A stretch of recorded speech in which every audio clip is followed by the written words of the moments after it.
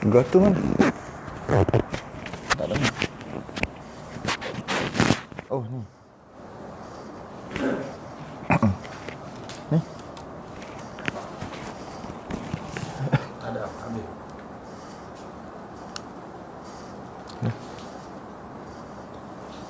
Okey.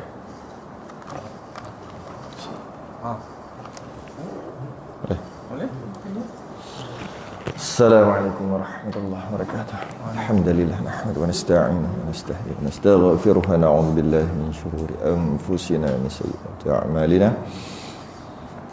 Man yahdihillahu fala mudilla lahu wa man yudlil fala hadiya lahu. Asyhadu an la ilaha illallah wahdahu la syarika lahu.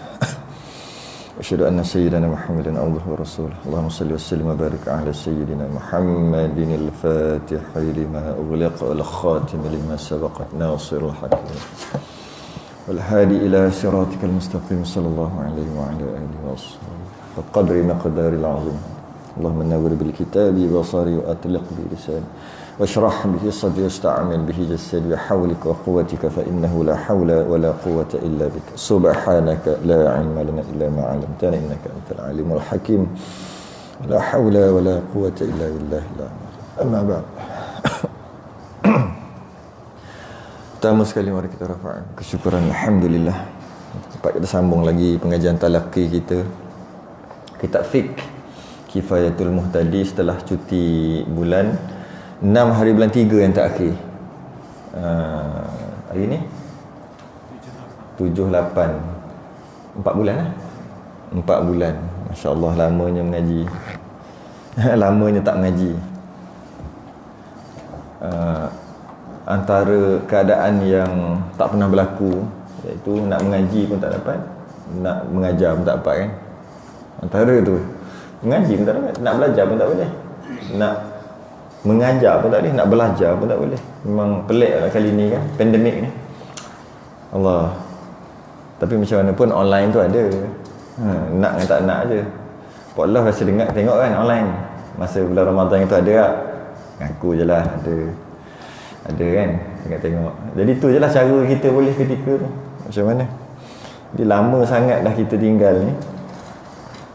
Alhamdulillah Allah benarkan kita untuk sambung lagi pada muka surat Jawi tu 57, 4 daripada atas. Kalau yang Rumi 73. Kita dalam membahaskan masalah air musta'mal, tapi air mustakmal yang membincangkan berkaitan dengan perkara yang boleh dibuat medium ataupun alat yang boleh dibuat untuk bersuci. Antaranya adalah air. Air boleh dibuat bersuci. Jadi oleh sebab tu kita masuk pada bab air mustakmal. Air mustakmal.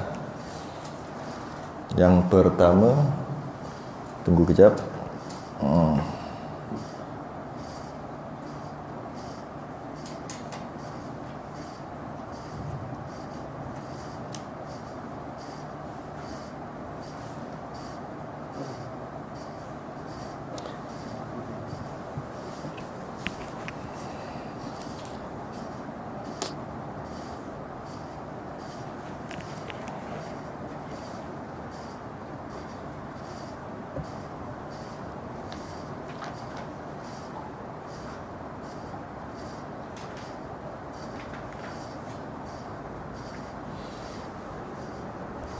Qala al-mu'allif rahimahullahu ta'ala wa nafa'ana wa iyyakum bi'ulumi fid darin amin ya rabbal alamin.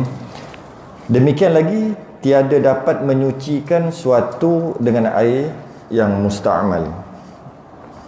Demikian lagi tiada dapat menyucikan suatu dengan air yang musta'mal, iaitu ta'rif air musta'mal, iaitu tiap-tiap air yang sudah terpakai pada fardu, iaitu air yang sudah dipakaikan pada mengangkat hadas yang kecil atau hadas yang besar. Tambah lagi satu kat sini. Ada satu lagi tak cukup ni. Apa dia satu lagi? Apa satu lagi? Siapa tahu? Apa nama satu lagi? Dia dua ni. Maksudnya kat sini pertama, air mustakmal tak dapat dibuat untuk menyucikan sesuatu. Memang tak boleh. Sama ada mengangkat hadas tak boleh, menyucikan najis tak boleh sebab dia air mustakmal. Maksud air mustakmal bagi saya takrif dia yang sudah terpakai pada fardu. Itu satu. Maksud yang terpakai pada fardu ada dua. Air yang sudah dipakai mengangkat hadas kecil, wuduk, dan hadas besar mandi wajib. Sebenarnya ada satu lagi. Satu lagi apa? Satu lagi. Najis lah. Najis. Jadi faham nak menyuci najis tu bukan ada najis lalukan air. Air tu air mustakmal, bukan. Buang najis tu, clearkan najis tu, najis dah tak ada. Yang ainnya tak ada, sifatnya tak ada, bau, rasa, warna dah tak ada. Tapi tak lalu air lagi. Kita ambil contoh untuk mudah faham. Ada tai cicak basah jatuh, air tai kucing ada kat lantai, kita ambil tisu, kita buang. Lepas tu kita ambil wet tisu basah. Tisu basah tu dibasah dengan pewangi tu kan. Tisu basah tu, maksud basah tu bukan menitik, tak bukan, basah saja, lembab. Jadi kita ambil, kita pun gosok dekat tempat kotor tadi. Simen lah kita kata, gosok. Ada tak lagi najis? Dah tak ada dah. Kan? Najis dah tak ada lah sebab kita dah buang. Bau ada tak? Mula-mula ada bau. Mula-mula bau tu ada. Apa nama, warna pun mungkin ada. Jadi bila kita ambil tisu basah tadi, kita gosok, hilang lah. Tak ada bau, tak ada, siap berwangi lagi. Sekarang ni tempat tu kita dah tahu bernajis, ataupun kita panggil mutanajis, tempat yang kena najis. Dan kita tahu juga tak kita lalukan air. Jadi tapi najis dah tak ada. Istilah yang dipanggil najis hukmi. Dihukum ada najis tapi najis tu tak ada. Okey. Yang kita nak faham bukan yang itu. Jadi bila macam tu, kekalnya hukum tempat tu hukum najis, walaupun dah tak ada najis. Nama dah hukmi kan. Hukmi itu maksud dihukum tempat tu bernajis dalam keadaan tidak ada najis. Tak nampak najis. Ainnya tak ada, sifatnya tak ada. Jadi macam mana nak selesaikan masalah ni? Lalukan air mutlak. Bila lalu je air mutlak tu kena je tempat najis hukmi tadi, iaitu tempat yang dihukum najis tapi tak ada najis. Lalu je kat situ, air yang selepas lalu tu namanya air mustakmal. Okey. Macam tu juga dengan air, jadi 3 lah.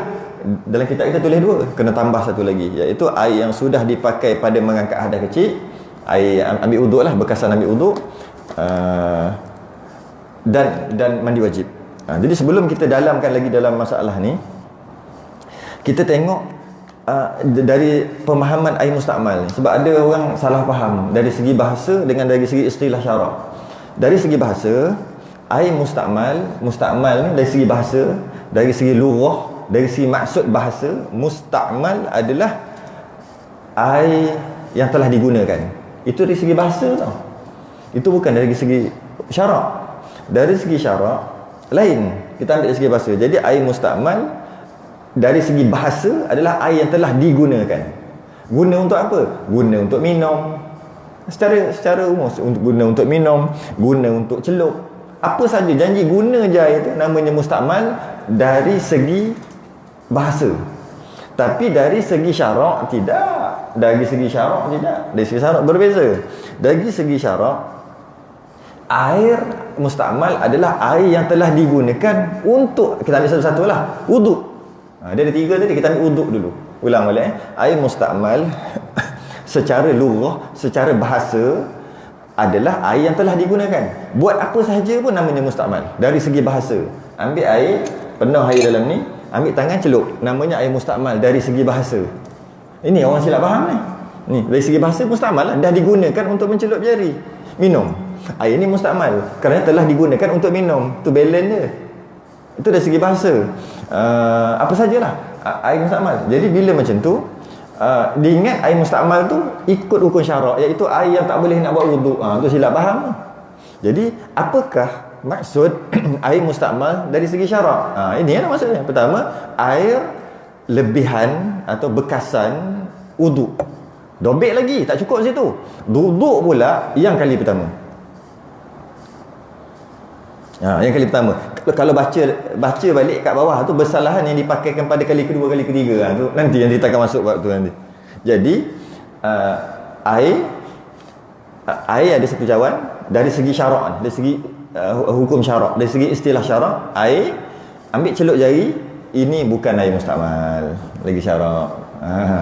Jadi air pun mutlak lah. Ambil minum. Ini bukan air mustakmal.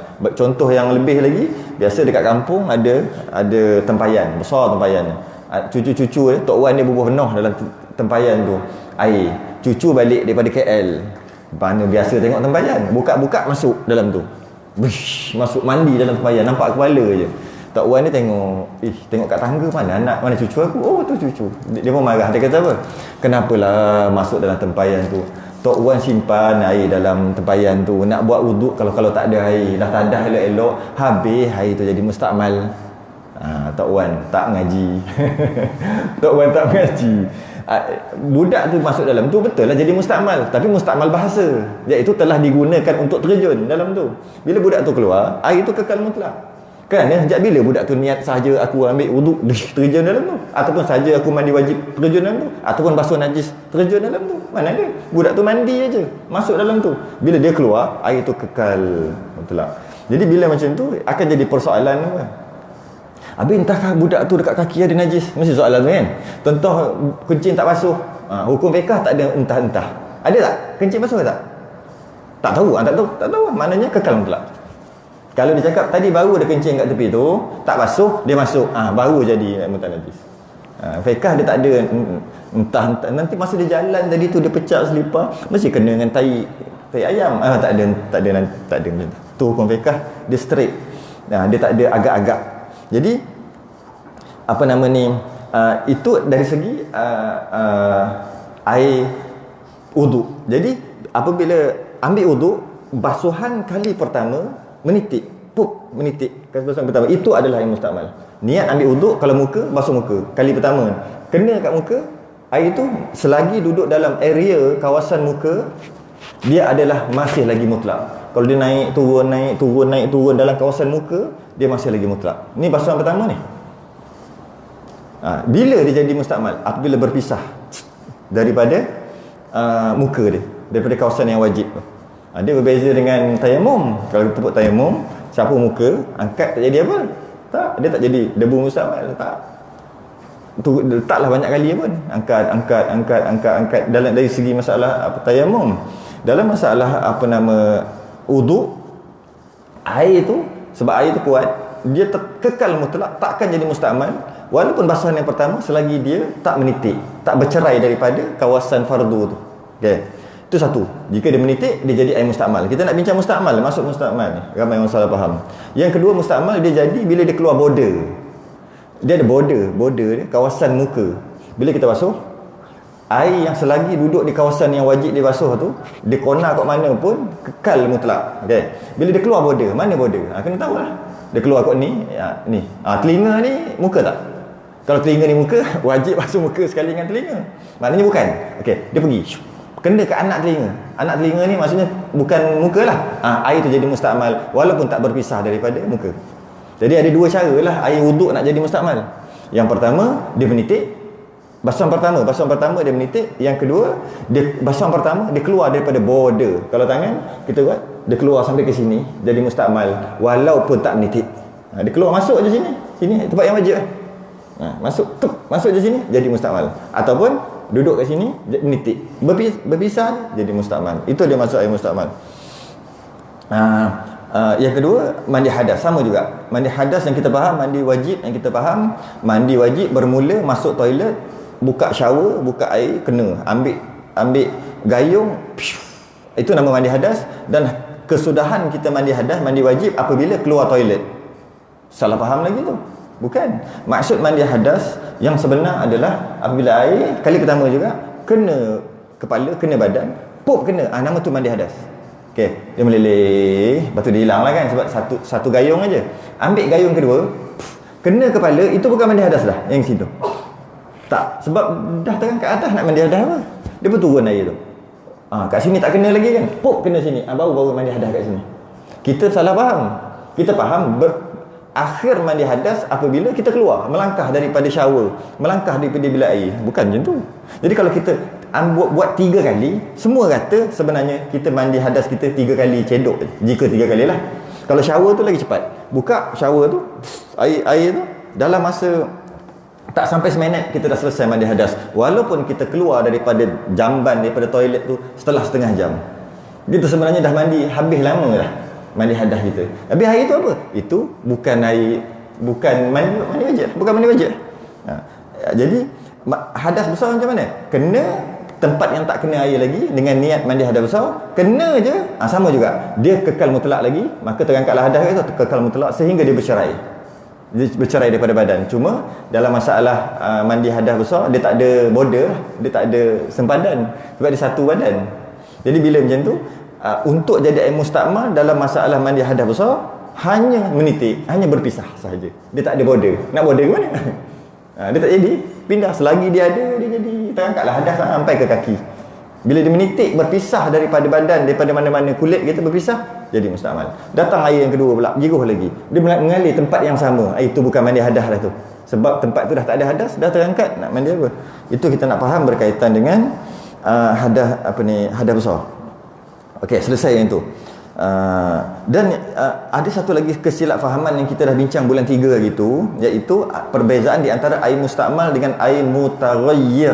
Dia ada beza sikit. Air mustakmal dan air mutaghayyir, dia ada satu persamaan, iaitu air mustakmal adalah air yang suci tapi tak dapat menyucikan. Itu air mustakmal kan? Air yang suci tapi tak dapat menyucikan. Nak ambil wuduk dengan air mustakmal tak boleh. Okay. Nak basuh najis, nak bukan basuh najis, nak basuh berak lah, nak istinja, tak boleh dengan air mustakmal. Tak boleh tu dengan maksud tak sah istinja tu. Nak mandi wajib tak boleh. Nak basuh najis tak boleh. Maksud basuh najis tu yang tadi tu lah, buang najis, dah tinggal najis hukmi, jiruh dengan air mustakmal, tak jadi. Itu maksudnya air mustakmal adalah air yang suci tapi tak menyucikan. Satu. Ada satu lagi namanya air mutaghayyir. Hukumnya sama, iaitu air yang suci tapi tak menyucikan. Sama juga. Air mutaghayyir ni kita dah bincang kan? Bulan 3 kan? Air mutaghayyir iaitu air yang bercampur dengan benda suci. Air mustakmal adalah air basuhan pertama. Air basuhan pertama wuduk, mandi wajib, najis tadi, basuhan pertama. Itu adalah air mustakmal. Air mutaghayyir adalah air mutlak tapi tercampur dengan sesuatu yang suci. Contohnya nila. Contohlah air mawar masuk guruk-guruk, nama air mutaghayyir lah. Kopi, ambil kopi, ambil teh, bubuh dalam air. Air itu bukan air mustakmal, air itu mutaghayyir. Cuma orang salah faham dari segi istilah, dari segi bahasa tadi lah. Dari segi bahasanya, apabila kita buat air teh, bila kita buat air kopi, bila kita masukkan air mawar ke, ataupun kita masukkanlah apa-apa yang menyebabkan air mutlak tu berubah color, berubah warna dia, berubah jadi bau, lepas tu rasa dia berubah, maka kita kata air tu adalah air mustakmal. Kita silap sebenarnya. Dari segi bahasa tu memang betul lah air mustakmal. Dari segi bahasa, air yang telah digunakan untuk buat kopi. Yang tepatnya bukan air mustakmal. Tepatnya adalah air mutaghayyir dipanggil. Air yang bercampur dengan sesuatu yang suci. Apa saja. Kenapa nak pentingkan benda ni? Ada penting kerana hukumnya berbeza. Air mustakmal makruh minum, boleh minum. Air mutaghayyir harus minum. Jadi kalau kita kata air kopi itu adalah air mustakmal kerana telah masuk kopi, jadi dia suci tapi tak menyucikan, maka kalau kita kata dia air mustakmal, makruh minum kopi. Sedangkan minum kopi tak makruh kerana dia bukan air mustakmal, dia air mutaghayyir. Tu dua perkara tu. Jadi samalah dalam masalah lain macam solat adalah dari segi bahasa solat adalah doa kan, betul. Jadi solat, jadi solawat tu, selawat Nabi, selawat tu asal pada solat. Apa pula selawat Nabi, solat Nabi, semayang Nabi? Bukan, maksudnya doa. Asal solat ni asalnya adalah maksud doa dari segi bahasa, dari segi bahasa lughah. Tapi dari segi syaraknya maksudnya doa maksudnya apa nama ni, aqwalun wa af'alun muftatahatun bitakbir wa muhtatamatun bitaslim bisyara'it makhsusah. Itu maksud solat dari segi syarak, istilah, iaitu perkataan dan perbuatan dimulai dengan takbir, disudahi dengan salam dengan syarat-syarat tertentu. Itu solat dari segi syarak. Dari segi bahasa, solat maksud doa. Jadi kita pergi solat dia pun bismillahirrahmanirrahim alhamdulillahirabbil alamin. Salah ke? Tak salah, betul. Betul. Cuma loya buruklah. Pergi solat suruh semayang, dia pergi baca doa. Dari segi bahasa betul. Macam tu juga saum puasa, dari segi bahasa maksud imsak. Maksud imsak itu menahan diri. Itu maksud saum dari segi bahasa. Tapi dari segi istilah, menahan diri daripada perkara yang membatalkan puasa dari mula terbit matahari sampai terbenam. Nampak? Fahamlah perkara itu. Jadi apa nama ni, habis. Dan sambung lagi. Terpakai yang sudah dipakai pada mengangkat hadas yang kecil dan besar, dan dobek lagi, iaitu menyucikan najis hukmi. Dan jika air yang dipakaikan dia oleh Hanafi pada wuduk. Hanafi ni mazhab Hanafi, ataupun pengikut mazhab Hanafi itulah, mereka yang bermazhab Hanafi itu masuk Hanafi, dia pendekkan je tu. Dan jika air yang dipakaikan dia oleh Hanafi pada wuduk atau mandi yang tiada berniat sekalipun, kerana tuhurnya itu sah di sisinya. Kita kena masuk lompat mazhab lain pula. Pada mazhab Hanafi, untuk mandi wajib dan wuduk tak wajib niat. Tak wajib niat. Ini penyelesaian bagi orang. Ada seorang lah pernah berlaku dalam 3-4 tahun lepas, saya dapat telefon, dia kata umur dia dah 60-an, dia tak tahu pun mandi wajib niat. Ada orang macam ni. Kadang kita kata tak faham, ada orang macam ni, teruk sungguh, tak mengaji ke? Ada, berlambak. Dia tahu kena mandi wajib, tapi dia tak tahu mandi wajib tu kena niat. Dia tak niat lah, dia mandi. Umur dah 60 lebih lah. Jadi maksudnya nak kira dah pergi haji ke? Dah pergi haji dah. Sebab apa nak sebut haji tu? Kalau haji tu lagi panjang cerita tu. Jadi bila dia start mandi wajib, katalah umur 14, apa nama ni, lepas tu kahwin dan sebagainya. Kalau nak kira, dia kena qada selama 60 tahun 50 berapa tahun lah sembahyang lah. Kira berapa puluh ribu sembahyang kena qada. Sebab semua tak sah, sebab dia mandi wajib tak niat.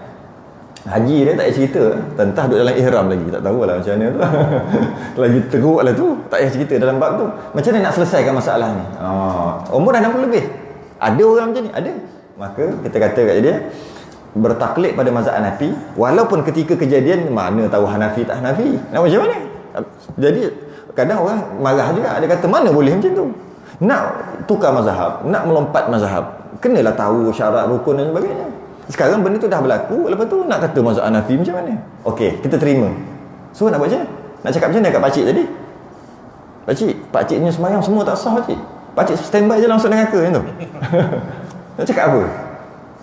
Nak cakap macam, kalau cakap pakcik kena qada, siap-siap langsung lah. Aku kalau macam tu, aku terus tak nak sembahyang, nak kena qada berapa puluh ribu kali. Aku tarawih 20 ke 8 aku lagi. Tiba-tiba nak kena qada semua. Macam mana? Jadi tu je caranya. Memanglah tak cantik. Tak cantik sebenarnya.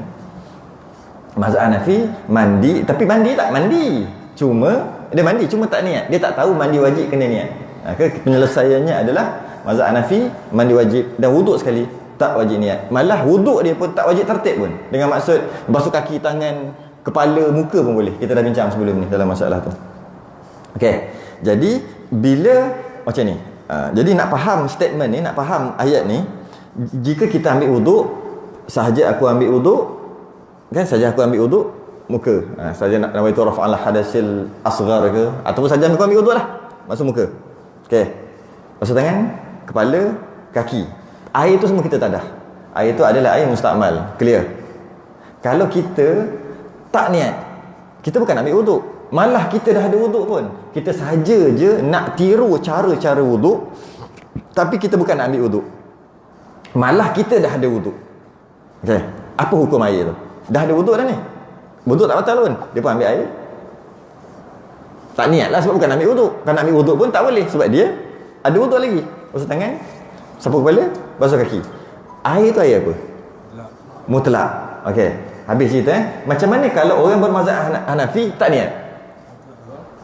Mutlak jugalah kita kata. Kita kata mutlak, dia kata dia tu masuk, dia lah mazhab Hanafi. Dia kata mustakmal sebab dah berjaya dah, dia punya wuduk dia berjaya lah. Maksudnya wuduk dia dah boleh sembahyang lah. Maknanya wuduk tu berkesan walaupun tanpa niat, kerana mazhabnya tak wajib niat. Bagi dia air tu mustakmal lah. Bagi kita air tu mutlak. Soalannya, oleh kerana bagi dia mustakmal, bagi kita mutlak, boleh tak kita ambil wuduk? Tu jawapan ni. Dan jika air, ni sambungan tadi lah. Jadi maksudnya, demikian lagi tidak dapat menyucikan dengan air, tak dapat cuci air, tak dapat suci dengan air mustakmal, ataupun, kita terus lompat, ataupun tak dapat menyucikan juga air yang dipakaikan dia oleh Hanafi, mazhab Hanafi pada wuduk atau mandi yang tak ada berniat sekalipun, kerana tuhurnya sah di sisinya. Oleh kerana sah dia, tak boleh kita nak pakai air itu walaupun bagi kita mutlak. Tu dia masuk mazhab dia agak tu sikitlah mazhab lain. Jadi air mustakmal ada 4 lah, dia tambah lah. Sebab tu bila ngaji lebih dia tambah. Asalnya 3 je air mustakmal. Sebelum 3, 2 je air mustakmal, iaitu air daripada bekasan wuduk dan mandi wajib. Kita mengaji kitab tebal sikit, dia tambah 3, iaitu tambah satu lagi, iaitu air najis tadi, depan air menyucikan najis tadi, najis hukmi, air menyucikan najis hukmi 3, ngaji lebih sikit 4 rupanya. Jadi air yang tak boleh diambil wuduk, air yang tak boleh nak menyucikan, tak boleh ambil wuduk, tak boleh mandi wajib, tak boleh menyucikan najis, air yang tidak menyucikan lah, adalah yang keempat, adalah air yang dipakai oleh mereka yang bermazhab Hanafi tanpa niat. Dan memang tak perlu niat pun orang, tak wajib niat, tanpa niat. Air tu tak boleh juga kita nak ambil buat wuduk. Tambah lagi satu.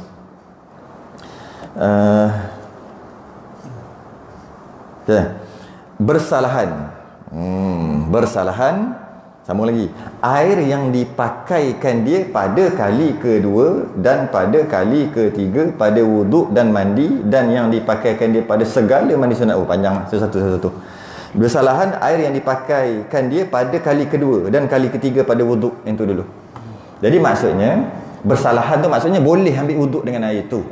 Tu bersalahan. Boleh mandi wajib dengan air tu, boleh basuh najis hukmi dengan air tu. Air tu mana? Air ambil wuduk juga, tapi ambil wuduk kali kedua, ketiga. Mandi wajib kali kedua, ketiga.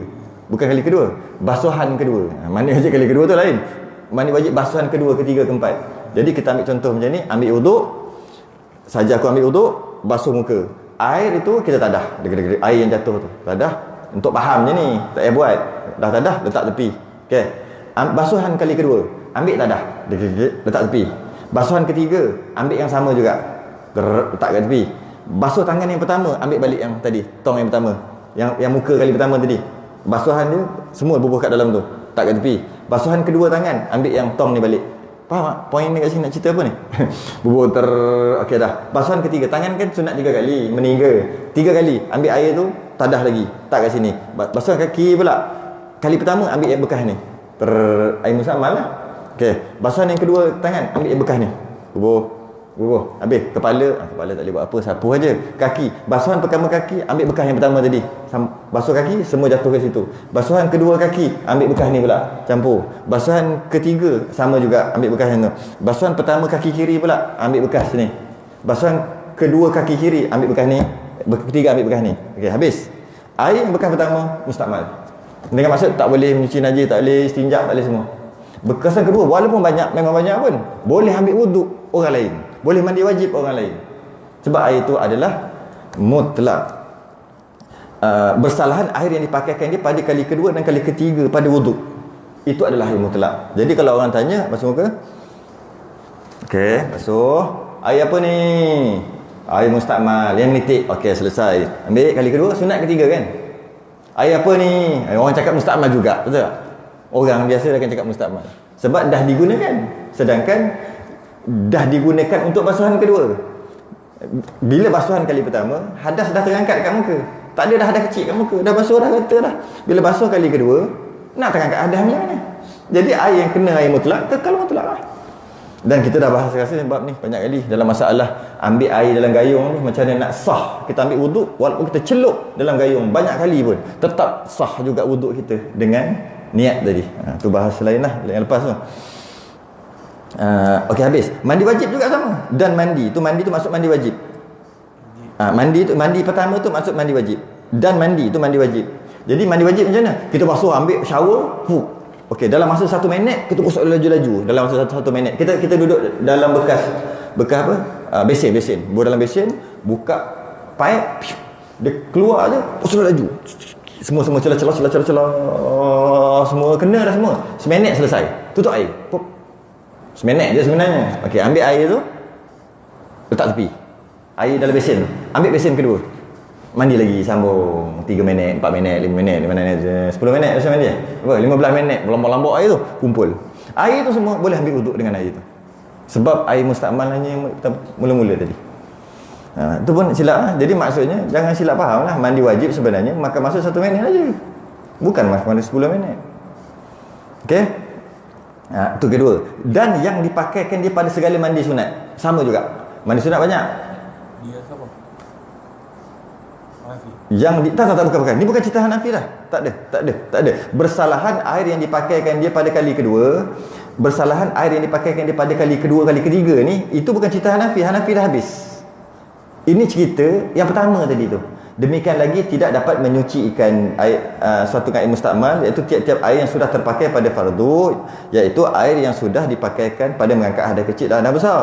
Okey. Bersalahan, kita tak baca yang Hanafi tadi. Bersalahan air yang dipakai. Lainlah air yang dipakai kali kedua. Ini bukan cerita Hanafi, ini cerita yang atas tadi. Dia kembali kepada yang atas tadi, bukan kembali kepada Hanafi. Cerita lain tu. Okey. Jadi dan yang dipakaikan daripada segala mandi sunat. Mandi sunat ada banyak. Mandi sunat hari raya, mandi sunat Jumaat, mandi sunat nak sembahyang tarawih. Apa lagi? Mandi sunat musafir. Banyak ada mandi sunat ni. Mandi sunat sebab apa? Panas lah, mandi kotor, nak membersihkan kotoran. Yang maksudnya dia rasa berdaki, rasa berlengah, rasa berbau, dia mandi. Air itu kekal mutlak. Air bekasan tu semua kekal mutlak. Air itu mutlak. Kerana dia bukan mengangkat hadas pun, dia mandi sunat kan. Jadi apa sahaja mandi sunat, air itu adalah mutlak. Sebenarnya termasuk mandi sunat adalah mandi kedua, mandi wajib tu mandi sunat. Kita mandi kali pertama, seminit, semua dah kata, kan shower duk keluar lagi. Itu mandi sunat lah tu. Cuma sunat kita melampau-lampau sampai 10 minit. Sunat lah tu. Sebab bukan wajib yang pertama aja. Ataupun mandi lain lah, mandi sembahyang Jumaat, semua air itu kekal mutlak. Air itu air mutlak. Kerana nak jadi mustakmal, dia kena angkat hadas.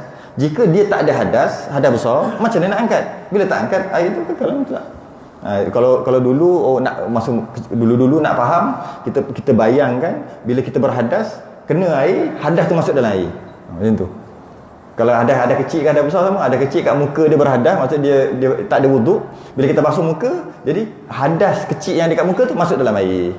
Jadi bila masuk dalam air, tak adalah hadas kat muka dah. Basuh kali kedua, hadas tak masuk ke dalam air tu. Sebab tu jadi mutlak, kekal mutlak. Faham budak-budak dulu.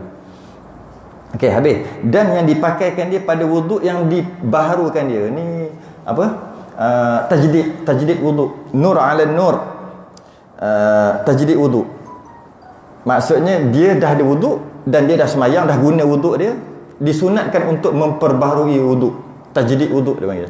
Jadi dengan dia memperbaharui wuduk, okey, kata dia semayang maghrib, dia ambil wuduk semayang maghrib. Lepas tu nak semayang isyak, wuduk tak batal. Sunat ambil sekali, sunat. Dia panggil tajdid, nur ala nur, cahaya di atas cahaya. Siapa yang dapat amal terbaik, amal lah. Tapi buat amal lah. Doa payah, sembang senang, cakap senang nak rumah payah. Nak amal macam ni. Wuduk batal, ambil wuduk. Batal ambil wuduk pun tak boleh. Maksudnya sentiasa 24 jam dalam wuduk. Tak boleh. Ini kan pula ada wuduk nak ambil. Sembang. Sembang, semua sembang lah. Dia susah lah. Dia panggil tajdid wuduk. Yang dipakaikan wuduk, yang diperbaharuikan dia. Dah ada wuduk, nak ambil wuduk lah. Jadi air bekasan ambil wuduk tadi, niat sama juga. Bukan sahaja aku tajdid wuduk, tak. Sahaja aku ambil wuduk juga. Niat sama. Niat sama. Air bekasan tu adalah kekal mutlak. Kita faham kan tu. Maka sekaliannya menyucikan ia suci. Maka sekaliannya menyucikan dia. Semua yang tadi tu dah disebut. Kali kedua, kali ketiga pada wuduk, kali kedua, kali ketiga, kali keempat pada mandi, yang dipakai pada mandi sunat, yang wuduk, tajdid wuduk tadi, sekaliannya semua tadi menyuci ia dengan maksud dengan maksud mutlak. Menyuci ia maksud suci dan menyucikan. Macam yang mutlak. Ia tu merujuk pada air tu. Ia merujuk pada air. Jadi tapi ada satu Ada satu keadaan, walaupun basuhan yang pertama wajib sekalipun, bekasan air itu kekal mutlak. Basuhan pertama wajib, kita basuhan pertama tu wajib, air itu mustakmal. Ada satu keadaan ni, teka-teki dulu kat pondok dulu. Satu keadaan yang mana basuhan pertama tu wajib, tapi air itu kekal mutlak. Kita tahu kalau basuhan pertama tu wajib, air itu wajib, maknanya air itu mustakmal lah. Tapi ada satu keadaan, air, ada dobek kat tepi ni, air basuhan pertama dan ianya wajib untuk ambil wuduk. Tapi bekasan dia air itu, bekas air itu kekal mutlak. Dia bukanlah apa pula, benda wajib dah, nama wajib. Poin ni kat wajib tu, dia ambil wuduk, basuhan pertama tu wajib, tapi air itu mutlak. Kona sikit, dia bernazar untuk tajdid wuduk, dia bernazar untuk memperbaharui wuduk. Kalaulah apa nama ni, dia tunggu. Okey, dia tunggu ustaz datang tak hari ni, kuliah maghrib ni, datang ke tak, nazar. Kalau ustaz tak datang, kalau ustaz datang lah. Kalau ustaz datang, ada kuliah maghrib ni, sebab tak nampak ni ustaz maghrib ni, duduk dia zikir, duduk baca doa ni, ada ustaz. Dia sajalah nak buat masalah. Kalau ustaz datang, aku nak tajdid wuduk.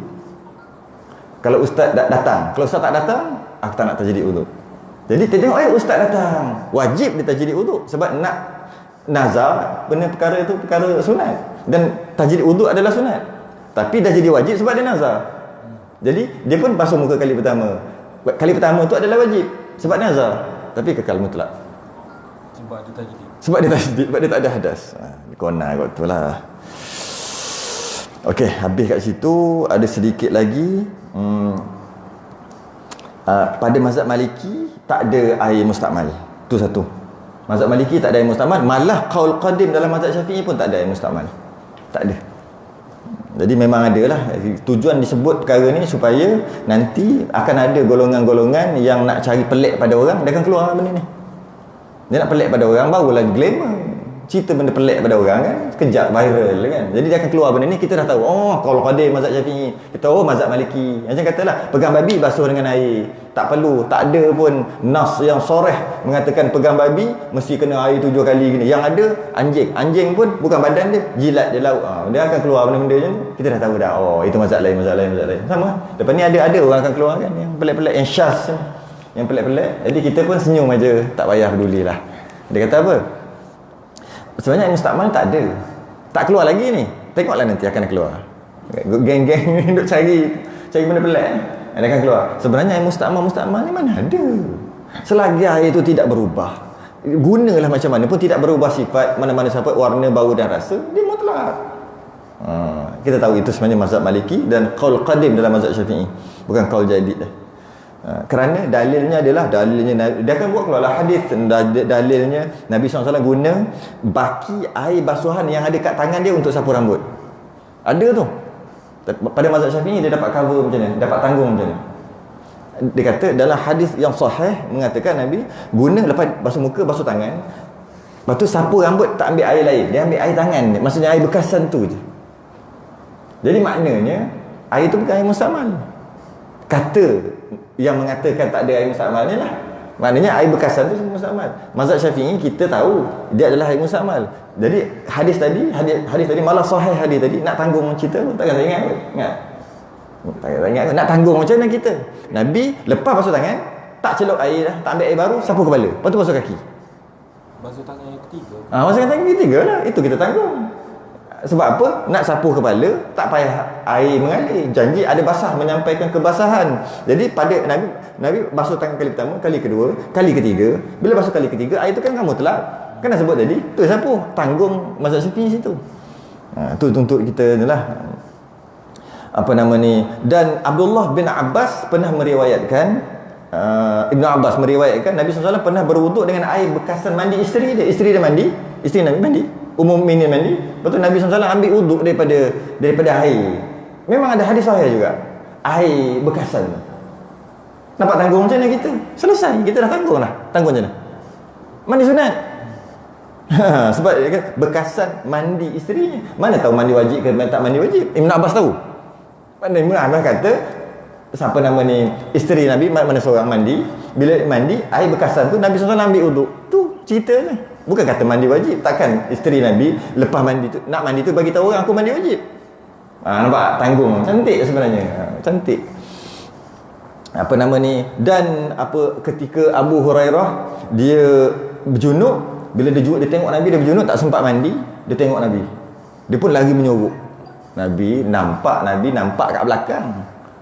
Nabi kat belakang pun nampak. Adatnya nak nampak kena ada alat iaitu mata kan. Mata pula kena tengok kat depan, kena ada cahaya, kena ada bentuk, kena tak ada hadangan, tak jauh sangat. Itu adatnya. Kena belajar tauhid. Ada sikit hukum adat. Hukum adat dengan hukum akal. Adatnya nak melihat, kalau kita adat tengok ke depan, kena pakai biji mata dengan cahaya. Tapi hukum akalnya boleh tak tengok ke belakang? Boleh tak nampak ke belakang? Boleh nampak ke belakang. Tu kena buat tauhid tu. Boleh nampak. Jadi Nabi SAW dia boleh nampak ke depan belakang. Nabi pernah ingat, betulkan soft kamu, aku nampak kamu walaupun aku duduk tengok depan, aku nampak kamu kat belakang. Jadi bila Abu Hurairah ni lari bila nampak Nabi, sebab dia berjunub, Nabi tahu. Nabi pun kata innal mu'min la yanjus, sesungguhnya orang beriman tak najis. Kau jangan risaulah Abu Hurairah, kau lari kenapa? Ini hukumnya. Ini juga hujah yang diambil oleh mazhab Maliki yang mengatakan bila dia bukan najis, dia mandi ke apa, kekal mutlak. Tapi kita tanggung je. Sebab Nabi sebut innal mu'minin, jadi orang mukmin. Najis akidah. Najis akidah, bukan najis ni. Tapi kalau sesungguhnya orang mukmin la yanjus, tidak najis, orang mukmin tak najis, mana orang kafir najis? Orang kafir kita pegang kena basuh. Nampak cantik tak kalau kita bahas. Jadi oleh kerana itu mazhab Maliki kalau qadim memang kata tak ada air mustakmal dengan hujah-hujah tadi, tapi telah diterangkan lagi dengan hujah-hujah yang lain. Di hujah-hujah lain yang mengatakan ada air mustakmal. Maka yang mengangkatkan bagi fardu itu, jika tiada sampai itu air itu kadar 2 qullah, dan jika dihimpunkan air mustakmal hingga sampai jadi 2 qullah, jadi menyucikan yang lain, jadi mutlak. Maka yang mengangkatkan bagi fardu itu, jika tidak sampai, maka yang mengangkatkan bagi fardu, bahasa lain air mustakmal lah. Maka air mustakmal jika tak sampai 2 qullah, memang ambil wuduk tak sampai 2 qullah, cawan pun tak sampai. Dan jika dihimpunkan semua air mustakmal tu sampai jadi 2 qullah, dia bertukar jadi mutlak balik. Jadi kalau kita tak ada air, kumpul air, ambil wuduk tu, campur, cukup 2 qullah, jadi mutlak balik. Caranya macam mana? Benda ni jika tak jadi tak apa. Kalau jadi, kita penting benda ni. Contohnya dekat rumah masing-masing ada air sikit lah ni, air tak ada. Jadi pakat-pakat masa ambil wuduk ke mandi wajib sekalipun, jangan masuk najis. Jadi kita tadah 1 baldi, 2 baldi kan. Kemudian kita berpakatlah 40 biji rumah jiran-jiran tu. Cari satu kolah besar, kolah masjid, kolah besar. Jadi setiap hari lepas semua buat tu, katalah petang kot balik kerja, pakat-pakat ambil 2-3 baldi, bawa pergi ke satu tempat kolah lah besar yang lebih 2 kolah, bubuh air semua, pakat-pakat bubuh 40 rumah tadi, pakat-pakat lah bubuh. Lepas bubuh semua dah masuk, pakat-pakat ambil balik. Aku tadi 2 baldi, dia ambil 2 baldi balik, buat balik, semua jadi mutlak balik. Padahal mustakmal, semua buat pergi mustakmal, 40 rumah bawa 2 baldi mustakmal semua mustakmal. Lepas tu bubur semua, ambil balik, mutlak bawa balik. Esok buat macam tu, lusa buat macam tu. Tak jadi tak apa, jadi masa time tak ada air. Penting benda tu. Malah kalau masuk najis kali pun, masuk najis mana, kita ambil contoh tak cicak ada, katalah ada 40 baldi air, 40 baldi semua air mutlak. Cicak dia pergi berak satu, pandai cicak tu, korang hajarnya cicak. Dia berak satu. Tak berubah sifat lah. Jangan kata jadi warna kuning, jadi bau hancing. Janganlah. Maksudnya masuk satu, kita pun ambil buang satu. Semua tu bukan najis. Air tu sebab air najis masuk kurang 2 kolah bukan najis. Ambil semua, cari kolah besar, kali tempat besar, masuk semua tu. Masuk. Jadi lebih 2 kolah. Ambil balik. Mutlak. Berak pula. Memang kena elastik cicak tu. Maka yang mengangkat bagi fardu itu jika tidak sampai air itu kadar 2 kolah. Kalau tak kolah yang kata jadi mustakmal tadi. Jika dihimpunkan air mustakmal tadi tu hingga jadi 2 kolah, jadi ia menyucikan, jadi ia mutlak kembali. Bersalahan pula air yang mutanajis, iaitu air yang dihukum dengan najisnya, air mutanajis.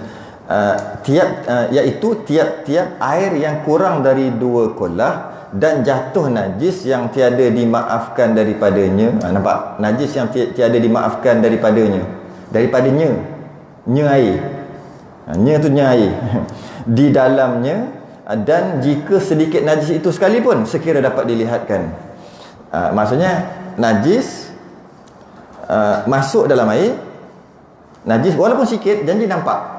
Masuk dalam air itu kurang 2 kolah, air yang najis. Jika najis yang masuk tu tak nampak, kalau tak nampak dimaafkan. Soalannya, kalau tak nampak mana tahu najis masuk? Sebab dia kata jika sedikit najis itu sekalipun sekira dapat dilihatkan. Dobek dia dilihat, nampak najis masuk, pup. Okey, sikit aja. Berapa banyak air tu? Kurang 2 kolah. Air tu najis walaupun sikit. Sedangkan air mutaghayyir, kita dah bincang bulan 3 hari tu, air mutaghayyir kalau masuk sikit kekal mutlak. Contoh, ambil nila sikit, ambil secubit nila, letak dalam sebaldi air, ubah tak jadi warna biru? Tak. Okey, ambil setengah sudu, setengah sudu nila masuk dalam satu baldi, ada sikit kan, air dimaafkan, kekal mutlak walaupun sengaja, kekal mutlak. Ada beza. Ambil bau pula, air klorin, kita baru cuci loji, tangki air baru cuci, lepas tu dia buah klorin banyak sikit, kita buka bau sikit, adalah bau klorin sikit, kekal mutlak. Tapi kalau bau kuat, bau klorin, air klorin ni, kan, air tu mutaghayyir. Jadi maksud kat sini, air mutaghayyir jika dia berubah dengan air mutlak yang berubah dengan sesuatu yang suci, jika berubah tu sikit dimaafkan. Macam air ni, air basuhan ketiga mesin basuh, dah bincang mesin basuh sini kan, air mesin basuh basuhan ketiga. Kita dah basuh yang automatik tu, tak cukup syarat tu, tak cukup syarat tu sebenarnya. Tapi kalau kita kira balik, sebenarnya cukup balik syarat. Asal tengok sekaligus tak cukup. Sebab kali pertama masuk baju, masuk sabun, masuk air. Air tu bukan air mutlak, dah jadi air mutaghayyir, campur. Katalah ada najis, ni cerita baju ada najis ni, tak ada najis, tak ada masalah. Daki bukan najis. Ni cerita adalah air kencing budak yang dah kering ke apa-apalah, spender ke apa yang dah ni. Jadi bila dia campur dengan jubah, masuk air, masuk sabun. Air tu namanya air sabun, bukan air mutaghayyir yang tak dimaafkan kerana dia sabun sungguh dan mutanajis sekali, tambah sekali ada najis. Jadi air mutaghayyir mutanajis. Macam tu lah kot. Sebenarnya tak sebut dah mutaghayyir tu, sebut mutanajis terus lah. Saja je. Ngaji kan lebih sikit. Jadi bila macam tu maksudnya asalnya jubah elok-elok, habis mutanajis habis. Kemudian keluar air. Automatik kan? Keluar dia perah, dia spin. Masuk air kali kedua. Masa ni kita nak tengok mutaghayyir dimaafkan ke tidak ni. Sebab air warid daripada atas. Rasa dah bincang dalam masalah tu, air datang daripada atas, tak ada masalah. Jadi bila air kena baju yang dah ada, yang sabun yang ada lagi, sabun ada lagi kan, yang telah di spin tadi, jadi air tu berubah. Air tu berubah tak? Berubah banyak ke sikit? Ni nak tentukan. Berdenek, bukan berdenek. Apa dia panggil? Melekat. Licin tak air? Licin, sabun. Berubah bau dia, berubah. Air tu tak boleh, air mutaghayyir tapi bukan mutlak, bersih lagi bukan. Boleh bayang dia punya tu. Okey, lepas tu dia pusing dia start buih balik. Lepas tu kali ketiga, kali ketiga ni sama tak macam kali kedua? Air kali ketiga tak dah. Ini jangan buah pelembut jahanam lah. Jangan buah pelembut. Pelembut tu dia punya point besar, jangan bubuh pelembut tu. Soft line apa tu jangan bubuh. Yang kali ketiga. Nak bubuh kali pertama. Kalau bubuh kali pertama tak jadi pelembut pula.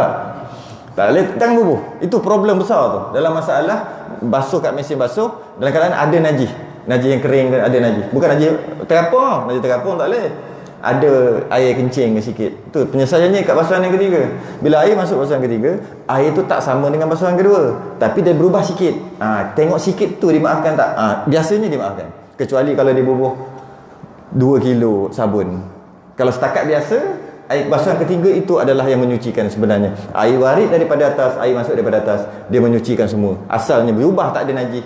Kita campur semua dengan jubah-jubah bernajis. Kemudian yang kali kedua menajiskan lagi, kali ketiga dia menyucikan. Tapi kan dia dah tak macam mutlak. Dia kan dia berubah sikit. Sikit tu dimaafkan. Nak cerita sikit tu. Sikit tu dimaafkan. Jadi kalau air mutanajis tak berubah langsung pun tetap mutanajis juga. Air mutlak yang dimasukkan dengan najis walaupun sedikit, walaupun tak berubah. Itu dia tujuan disebut. Dan sedikit najis itu sekira dapat dilihatkan, nak bagi tahunya tak berubah, janji kita nampak najis tu masuk mutanajis. Sedangkan air mutaghayyir, air mutlak yang masuk sesuatu yang suci, kalau berubah sikit dimaafkan, kalau banyak baru tak dimaafkan. Tu point nak tunjuk. Jadi najis yang mana yang dimaafkan? Najis yang tak nampak. Contoh yang tak nampak, lalat hijau. Lalat hijau dekat tahi tu, dia singgah dekat tahi, dia pun terbang. Kita nampak dia tengok air tu, dia masuk. Bunuh diri. Dia check out, dia check in kat situ. Masuk. Kita nampak dia baru lepas duduk atas tahi dan dia terus masuk ke dalam air. Nampak najis? Dekat kaki lalat tak nampak. Itu yang maksudnya kekal mutlak. Tu sekira dapat dilihatkan, itu tak dapat dilihatkan najis tu. Okey.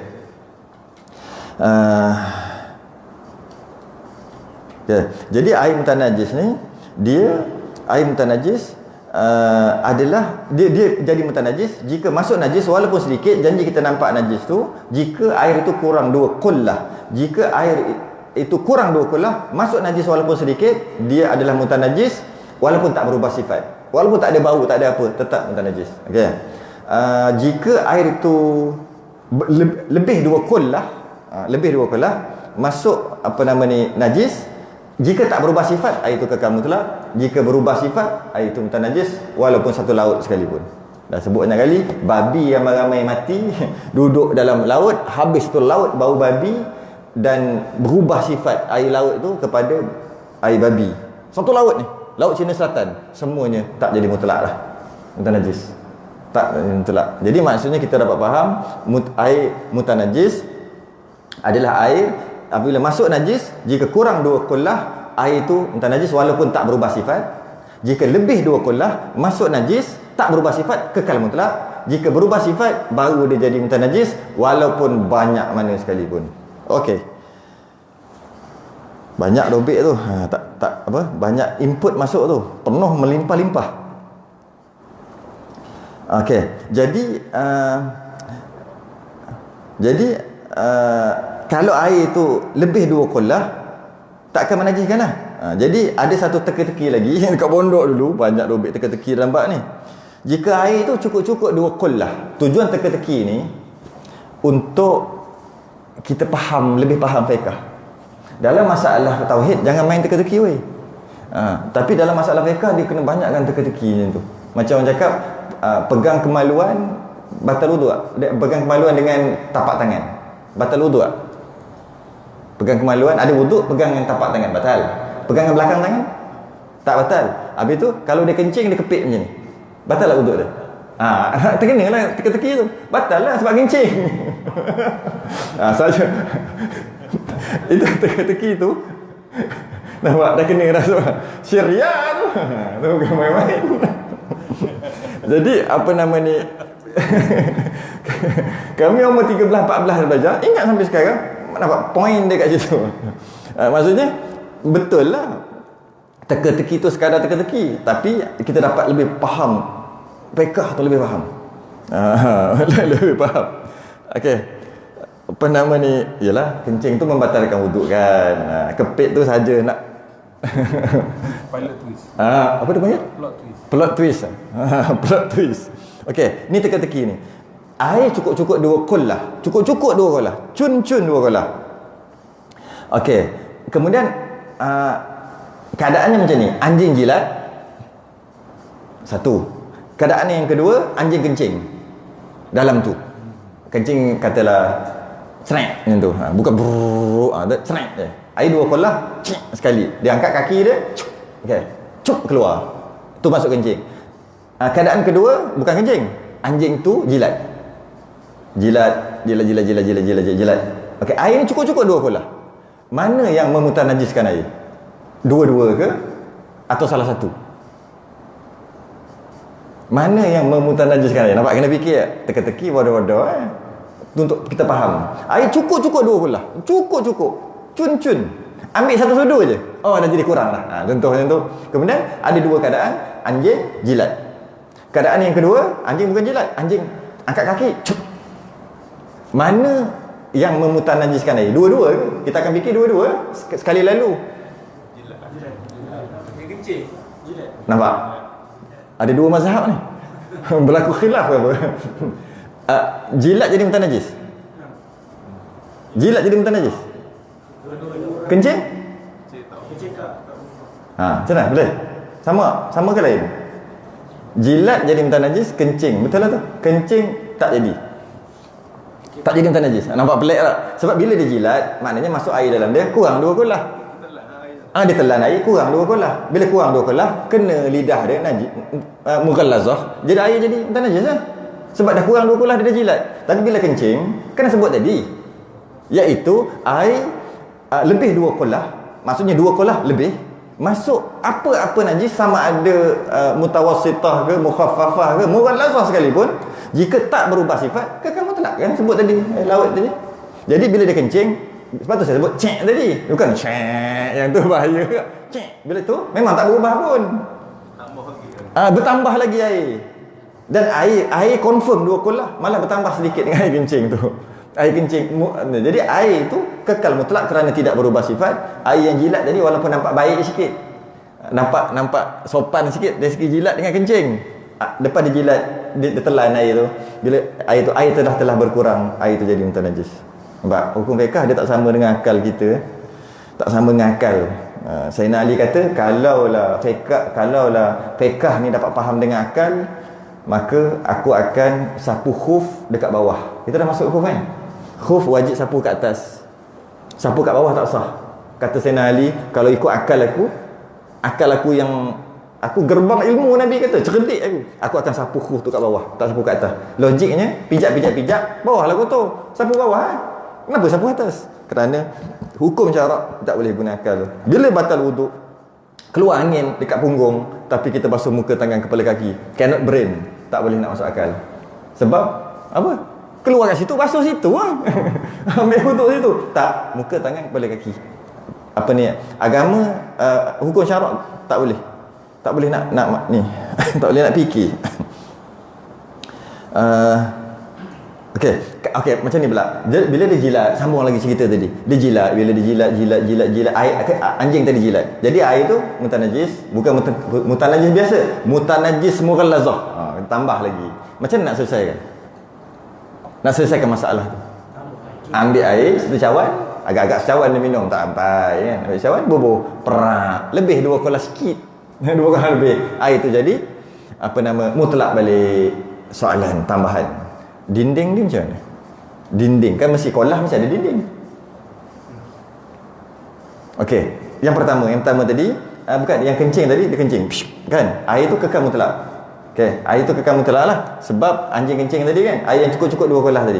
Kemudian air tu menurun, tinggal separuh kolah, 1 kolah. Maknanya tak cukup 2 kolah. Dinding tu macam mana? Mutlak ke mutanajis? Mutlak. Sebab air mutlak lah. Habis cerita. Okey, cerita yang kedua, dia jilat. Yang jilat pula, jilat, air mutanajis kan. Dinding, air tu turun lah. Lepas dia jilat, air tu turun jadi 1 kolah. Tak cukup 2 kolah. Dinding yang ada kena air tu lah. Mutanajis. Okey, selesai mutanajis. Habis kat situ Kita masuk cerita yang terbaru ni. Dia jilat, air tu jadi mutanajis kan. Macam mana nak selesai bubuh satu ni kan? Jadi air tu jadi kekal mutlak. Tak apalah, dinding mutanajis mughallazah ke tak? Tak, cepat lebih lah. Tak boleh sebab nak menyucikan mughallazah dengan salah satunya dengan air tanah. Masih bila ada air tanah kat situ. Dinding kekal mutanajis. Tapi dinding tu tak boleh memutanajiskan air tu kerana lebih 2 kolah kuat. Duduk gitu. Dinding mutanajis, air mutlak. Betul, air tu pun turun, orang guna turun. Kurang 2 kolah, mutanajis air tu semua balik. Tambah air balik, tambah air. Bila siapa yang dah kurang 2 kolah, celup tangan, pergi basuh air tanah. Tangan dia kena basuh air tanah. Cepat tambah, penuh. Tangan dia tetap kena basuh dengan air tanah juga. Salah satunya lah. Dah penuh dah, orang lain pun ambil celup. Tak kena. Sebab itu mutlak. Sampai kiamat. Jadi nak settle macam mana? Oh tu bazir air. Sedap maksud ni bazir air. Macam nak settle?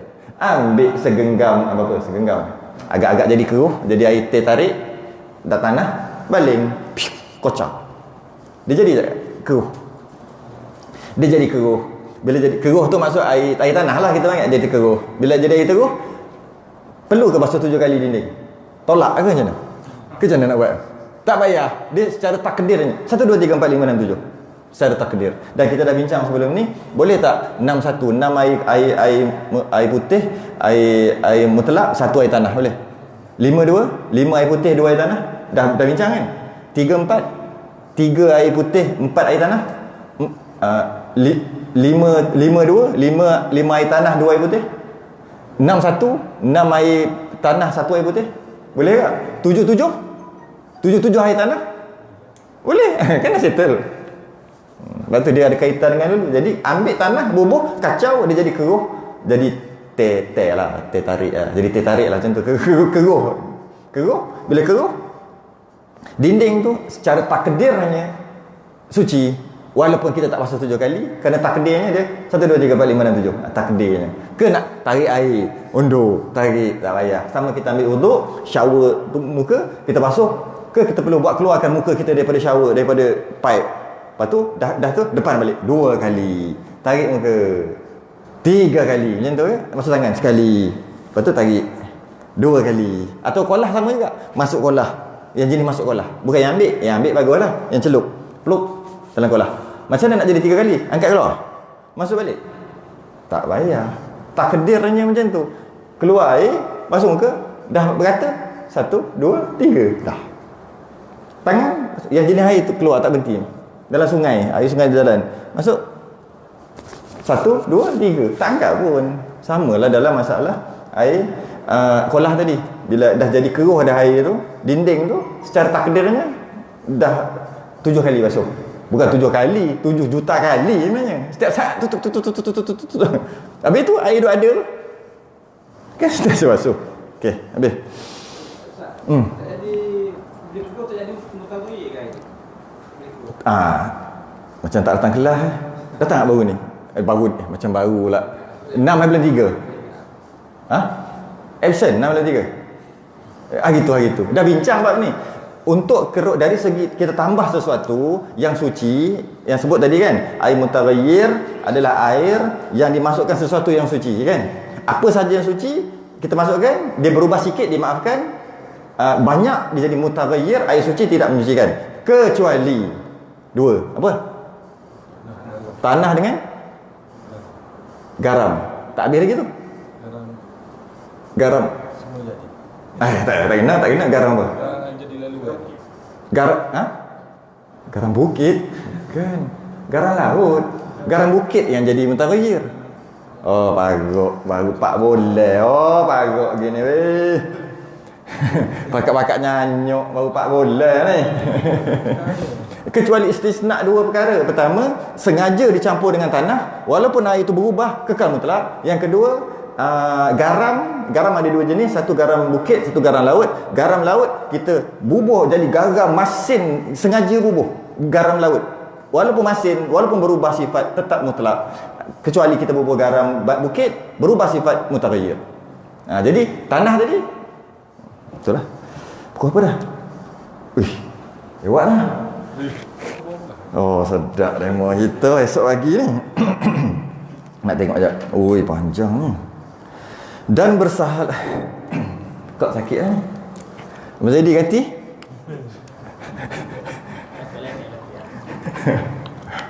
Oh, sedap demo. Tak ada selinga. Boleh dah. Muka surat baru dah Robi. Masuk tanah. Nampak tu sama macam kita nampak tanduk sepah tong sampah. Tong tu cemar najis sebab kita tak nampak dia jilat. Allah. Soalan. Entahlah tak boleh nak layan sangat apa nama ni sebab kita ngaji ni. Satu perempuan pelacur satu hari masuk pagi apa benda ni? Ni cerita pasal ni. Apa yang pelacur yang apa ni? Yang apa? Bagi minum anjing minum tu kot. Tu kan. Itu bukan apa syariat kita. Itu zaman Nabi apa? Musa yang dia seorang pelacur lepas tu dia bagi akan masuk syurga tu cerita. Tu maksudnya bukan syariat kita lah. Dia tak boleh tengok lah soalan ni kita raikan sini. Yang soalan ni masa PKP gitu. Baik. Dan bersalahan pula air yang mutanajis, iaitu air yang dihukumkan dengan najisnya iaitu tiap-tiap air yang kurang daripada 2 qullah dan jatuh najis yang tiada maafkan daripadanya dalamnya, dan jika najis itu sekalipun sekira dapat dilihatkan. Apa ni? Dan bersalahan pula air mutanajis. Baca dah tadi tak? Lah. Dan jika dimaafkan sama. Sama lah. Baca dah tadi. Okey, habis. Dan jika dimaafkan dia, patut pun nak sama. Dan jika dimaafkan dia pada sembahyang sekalipun. Allah, ini panjang memang tak ada. Ni cuma boleh bagi iklan ni 10 minit. Ni panjang ni. Tapi kita dah sentuh-sentuh dulu sebelum ni. Panjang sangat ni. Dia pendek tapi nak faham panjang. Dan jika dimaafkan dia pada sembahyang sekalipun. Seperti sedikit darah ajnabi yang tiada mughallazah lah ni. Maka jadi najis air itu, dan jika tiada berubah sekalipun. Yang tu biar dulu. Dan jika dimaafkan dia pada sembahyang sekalipun. Ini sangat panjang bahas ni. Bab najis ni. Tapi kita dah pernah lalu sekali. Tak apa, kita iklan dulu 10 minit 10 minit habis lah. Cukup kot. Sejam setengah ada alim gitu. Ni last sekali sedikit, tapi kita pernah bincang dulu sekali secara ringkas. Sekali ni kita bincang, kita akan sambung bulan hadapan kalau tak ada gelombang kedua PKP. Okey. Jika dimaafkan daripada sembahyang sekalipun. Okey, kita undur balik cerita tadi, iaitu yang masuk sesuatu kan, yang sesuatu air yang dimasuki sesuatu. Air yang dimasuki sesuatu yang mana masuk tu najis. Air dimasuk najis yang mana kurang 2 qullah, maka air itu jika kurang 2 qullah air itu mutanajis, jika lebih air itu kekal mutlak. Kita dah beritahu. Okey. Ada keadaan dia kata, dan jika dimaafkan dia pada sembahyang sekalipun. Ada keadaan najis itu dimaafkan pada sembahyang. Macam mana? Kita ambil contoh mudah. Contoh darah. Darah najis. Okey, darah najis. Ketika sembahyang, jerawat kita keluar darah. Katalah besar ni lah, kurang pada 5 sen. Stopok biasalah, darah jerawat tak banyak kan, sikit keluar. Okey. Batal tak sembahyang ni? Okey, kalau keluar besar tapak tangan? Ambil. nak beritahu kaedah, faham kaedah ke tak? Tu tujuannya. Kat sini ke kat mana-mana, kat muka lah senang, tapak tangan. Batal tak sembahyang ni? Kalau 5 sen? 5 sen. 5 sen macam mana? 5 sen? Oh, tak batal. Jadi nak batal tak batal bergantung pada kuantiti. Macam tu orang kata. Apa dah? Tak maksudnya tak apalah, uruf tu tak apalah, maksudnya batal sembahyang ataupun tidak bergantung kepada kuantiti darah tadi banyak mana. Kalau banyak mengikut uruf, apa maksud uruf, maka dia batal. Sedikit mengikut uruf tak batal. Macam tu. Tu ke kaedah. Ni tanya ni muzakarah ni. Macam kita ambil yang tak sengaja dulu. Itu dah masuk bab lain pula. Kita ambil yang tak sengaja. Tak sengaja keluar 5 sen. Apa beza dengan keluar setapak tangan? Ada beza tak? Ada beza, betul. Bezanya iaitu jika sedikit, malah sengaja sekalipun. Sedikit, maksud sedikit uruf. Ulama kaji-kaji nak kita uruf, akhir sekali besar, ada kata 10 sen, ada kata 5 sen, ada kata 2 jari, ada kata 3 jari, ada kata sebesar tapak tangan. Semua kill. Yang paling muktamad adalah 5 sen. Okey, 5 sen tu sikit. Sebenarnya 5 sen tu tak ada. Uruf tu nak tentukan uruf. Nak suruh orang awam cari uruf. Ikut uruf. Orang awam tak kata nak fikir. Ulama tolong letakkan besar 5 sen. Okey. Jadi jika darah tu keluar sengaja sekalipun, boreng-boreng lah imam baca panjang lah, dia tekan. Oh sedap. Tak batal, jangan 3 gerakan. Okey, keluar darah. Keluar darah. Kadarnya 5 sen ataupun kurang. Sembahyangnya masih lagi sah kerana darah itu sedikit. Kita dapat faham kuantiti najis yang ada. Malah kalau najis sekalipun, macam najis dekat lalat tadi tu, kan kuantiti dia sedikit, dimaafkan juga. Okey, bila darah tu keluar, yang darah tu kuantitinya sedikit pada uruf, tak batal sembahyang. Jika lebih daripada uruf, kita ambil 50 sen, tapak sebesar tapak tangan, batal sembahyang. Okey. Jadi bila batal sembahyang, soalannya sekarang, yang tak batal tu, yang batal lah, yang tak batal tadi, yang sebesar 5 sen tadi tu, darah tu najis tak? Najis, tapi dimaafkan. Tapi dimaafkan. Soalannya, dimaafkan bagi apa? Bagi sembahyang. Okey, ambil tu, cek sikit kan? Tadi 5 sen kan? Jangan ambil 5 sen. 5 sen tu kerat 8. Buat fiqh, masalah fiqh. Kerat 8, ambil sikit. Nampak lah. Bubuh dalam air segelas. Itu maksud dia tu.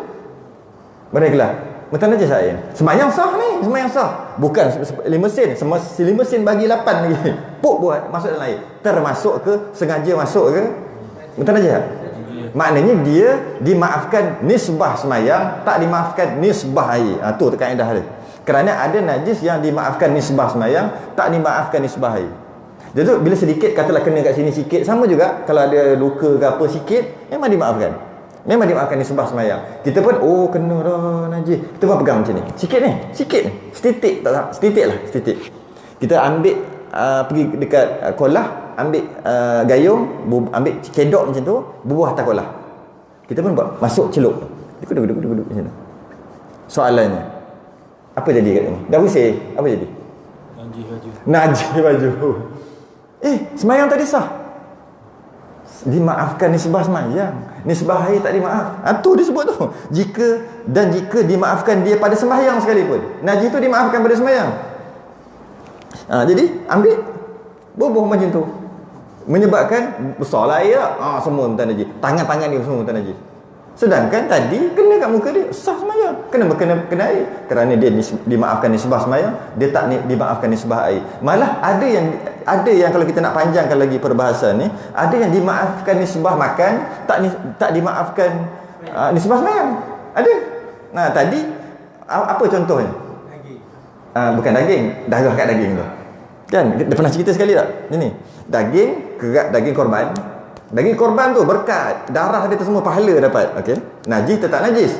Kemudian kita basuh, tos dia basuh, dah tak nampak darah dah. Tapi kita tak perah daging. Kalau perah tawar daging tu, kita duk makan tu makan darah lah tu. Okey, bila kita basuh lebih kurang, picit-picit lebih kurang, dah cuci dah. Kalau kita ambil, kita perah dalam cawan, agak-agak merah. Merah. Maknanya darah ada lagi tak? Ada lagi. Masuk kari, masuk apa? Masuk minyak, masuk semua. Masuk kari apa semua. Masuk santan. Ambil. Masa kita angkat tu dah ada darah dah sikit. Kan? Kita masuk. Kalau kita perah, satu gelas ni merah, tapi merah cair lah, merah jambu, merah cair. Kita pun masuk. Bercampur dengan makanan apa semua. Api lagi tolak ke atas, ke bawah. Keluar habis semua darah. Kita makan. Masya Allah sedapnya. Memang darah, lemak. Betul semua jadi Dracula makan darah. Soalannya sekarang ni, boleh ke makan? Itulah faham. Dimaafkan nisbah makan. Macam mana kalau macam ni? Sebelum kita nak bubuh tu, Kita ambil contoh tadi, kita bubuh dalam kari kita tadi tu, dia menggelegak dan dia mengeluarkan banyak darah, kita tak nampak lah. Okey. Dan darahnya kuantiti banyak tu lah. Kalau sekilo, adalah darah tu setengah kilo, macam tu lah. Kita tahu lah. Okey. Macam ni kalau, dan kita makan, dimaafkan nisbah makanan. Macam ni kalau kita ambil, sebelum kita nak bubuh ni. Berhenti kejap. Sekejap. Ambil tolak ke tepi. Sama je nak bubuh ni. Ambil perah. Bubuh. Ambil ni, minum. Boleh tak? Tadi makan boleh. Tadi makan boleh tadi. Kata makan boleh, dimaafkan. Ni, sama je. Cuma, ambil kuah, crack, minum air. Minum darah. Ambil, sama. Boleh tak? Tak boleh. Ataupun, ambil, okey, darah, okey. Tuang. Boleh tak makan kari tadi? Tak boleh dah. Tak boleh dah. Sebab apa? Sebab dah bercerai. Sama juga. Sekejap perah. Bubuh. Haram. Sedangkan kita makan yang tu juga nanti. Haram. Tak boleh. Okey, habis cerita. Masa kita tengah bubuh tu, makan kari, rasa sedap ni. Tambah garam sikit. Belacan sikit. Kari dah berbelacan? Tak ada. Bubuh lah apa-apa. Tambah sikit. Pop. Kena jubah. Setitik. Tak ada. Tak boleh. Tak nak. Jubah satu sudu. Besar ni. Besar ni. Cuba kat sini ke. Jubah warna hitam. Pop kena. Tak nampak lah. Dia pun. Boleh semayang? Tak boleh. Dah faham dah tu, faham lah. Pergi aku balik. Pergi. Terus. Banyak lagi tu. Tak boleh. Semayang tak sah. Sebab apa? Ada darah. Mana ada darah? Darah bercampur kari. Kan boleh makan. Dimaafkan nisbah makan. Semayang tak maaf. Sama macam tadi. Orang tak tahu jaga benda tu. Okey, habis kita makan. Dia ada wuduk ni. Wuduk tak batal lagi. Makan. Tengok dah masuk insya', nak semayang, tak komo. Boleh tak? Dalam mulut ni zahir ke batin? Sebab kita nak suci daripada najis. Semayang ni zahir, batin dalam perut kita ada najis. Sah semayang tak ada masalah. Masalah ni dalam mulut ni zahir ke batin? Zahir dalam masalah sama juga. Zahir dalam masalah semayang. Jadi dalam mulut kita ada kari yang ada najis, yang kita makan darah, maka dalam mulut kita ada darah, kita semayang tak sah juga. Sebab dia adalah zahir nisbah semayang. Nisbah wuduk dia zahir ke batin? Nisbah wuduk batin, sebab tu tak wajib qoma sunat. Nisbah mandi wajib batin. Faham ah? Dia setiap hukum dia ada nisbah masing-masing. Kita tak boleh kata dia boleh makan, maka dia boleh bawa semayang, dia boleh semua tak boleh. Itu iklan baru. Iklan sebab dia panjang sangat. Dia ada dimaafkan nisbah perubatan, tak dimaafkan nisbah solat. Orang dulu bila mata merah, dia kencing dalam bukan kencing lah, ambil air kencing titik dalam mata. Orang dulu tak ada air mor. Satu lagi ubat dia pakai orchid yang dia macam tu, lepas tu dia besar tu kan. Yang tu gelombong dia tu belah titik dalam mata orang dulu, orang cerita orang dulu. Jadi kadang orchid tu payah nak cari mata merah ni. Yang mata berjangkit mata merah. Jadi macam mana antara ubat yang mujarab adalah air kencing.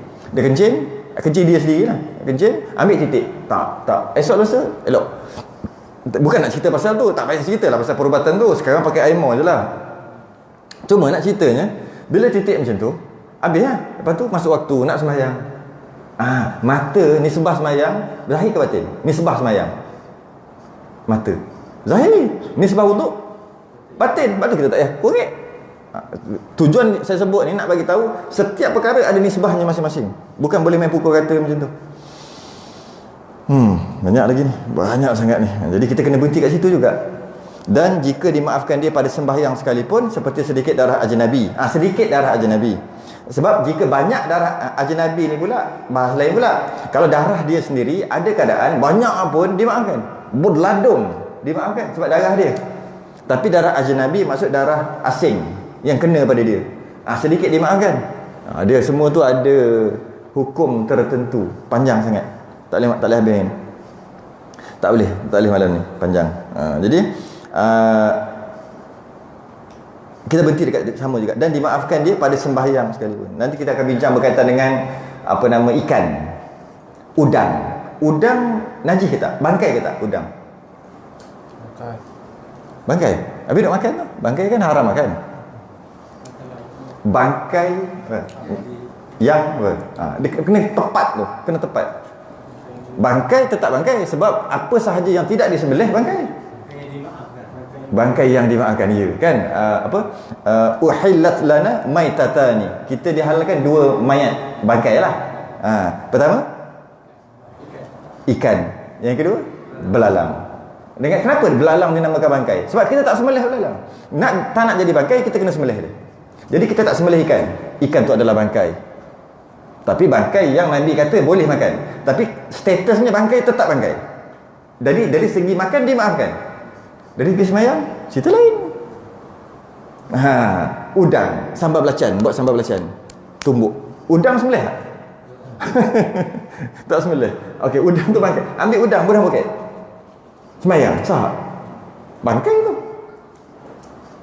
Kita akan bahas akan datang.